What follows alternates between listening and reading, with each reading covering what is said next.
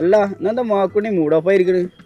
ഒന്നുമല്ല ബാബു, ഒന്നല്ല ആ കുഞ്ഞിട്ടോടെ കാലാലോചിച്ചിട്ടേ. ഞാൻ റോട്ടിലെ കുഴി കാരണം ഇപ്പൊ കുഞ്ഞുട്ടിയാരനോട് പോയി കിട്ടി. ഇപ്പൊ പാർട്ടിയുടെ ഒരു അനുഭാവിയോട് പോയി. നിങ്ങളെ പാർട്ടിക്കാരനോ? ഓ ഞങ്ങളെ പാർട്ടിക്കാരനാ. ഞങ്ങളെ പാർട്ടിക്ക് പോസ്റ്റർ ഒട്ടിക്കാനും പശയൊക്കെ ഉണ്ടാക്കി തരുന്ന ഓനാണ്. നിങ്ങൾക്കൊക്കെ ചരിത്രം അറിയടോ. ഓന്റെ അച്ഛനായിട്ട് ഞങ്ങളുടെ പാർട്ടിക്കാരനാ. അപ്പൊ അതൊന്നല്ല പ്രശ്നം, റോഡിലെ കുഴിയാണ് പ്രശ്നം. നിങ്ങൾക്കൊക്കെ ഇങ്ങനെ വർത്താനം പറയാനേ അറിയുള്ളൂ. റോഡിലെ കുഴി ഇപ്പൊ ആരടക്കും? ആ സാറേ, പിന്നെ ഞാനോട് പോവാ ഒന്നിച്ചാ. ഞാൻ എന്നോട് പ്രത്യേകിച്ച് പറയണോ? ആ സാറേ പറഞ്ഞോളൂ. ഇന്നലെ ആക്സിഡന്റ് ആയ താനോട് ഹോസ്പിറ്റലിൽ ആ അതെ സാറേ. ഫോൺ നമ്പർ കൊടുത്തിട്ടുണ്ടായിരുന്നു? ആ കൊടുത്തിട്ടുണ്ട് സാറേ. അവന്റെ നമ്പർ കൊടുത്തിട്ടുണ്ടോ? ആ നമ്പർ കൊടുത്തിട്ടുണ്ട് സാറേ. അവന്റെ ടാക്സ് ആണ് തെറ്റിയിട്ടുണ്ടോ? ഇല്ലല്ലോ സാറേ, ടാക്സ് ഓക്കെയാണ് സാറേ. ഇൻഷൂറോ?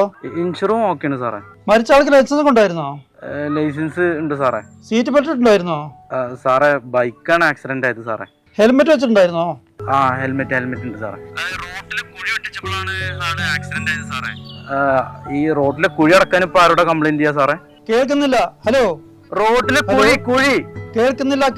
ഹലോ, കുഴി വെട്ടിച്ചപ്പോഴാണ് ആള് ആക്സിഡന്റ് ആയത് സാറേ. വഴിയൊക്കെ ആരും ചോദിച്ചു പാടോ? വഴിയല്ല സാറേ, കുഴി. റോഡ് കട്ടായി. എന്താടോ അത് ഇന്നലത്തെ ആക്സിഡന്റ് കേസ് അറിയാൻ വേണ്ടി പോലീസ് സ്റ്റേഷനിൽ വിളിച്ചതാ. അതല്ലെങ്കിൽ ഏത് ആക്സിഡന്റിനെ പറ്റിയാലും അതിന്റെ മുമ്പിൽ ഉണ്ടാവില്ലോ പേരെടുക്കാനായിട്ട്. കുറെ കാലായിട്ട് ആ റോഡുണ്ട്, ആ റോഡിൽ അവിടെ കുഴിയുണ്ട്. അതിലൊരു വാഴ വെക്കാൻ നിങ്ങളെ കൊണ്ട് ആരെക്കൊണ്ടും പറ്റിയില്ല. എന്നാ മൂപ്പിലൊന്നും മരിക്കില്ലായിരുന്നു. അതൊരു സമരത്തിന്റെ ഭാഗമായിരുന്നു. നിങ്ങൾ കുറെ പാർട്ടിക്കാർ പൊന്നാരം പറഞ്ഞിട്ട് ഏയ് എന്നാ കുഴിയിൽ ഒരു വാഴ ഞാനോട് വെക്കട്ടെ, എന്താ വരാന്ന് നോക്കാനോ.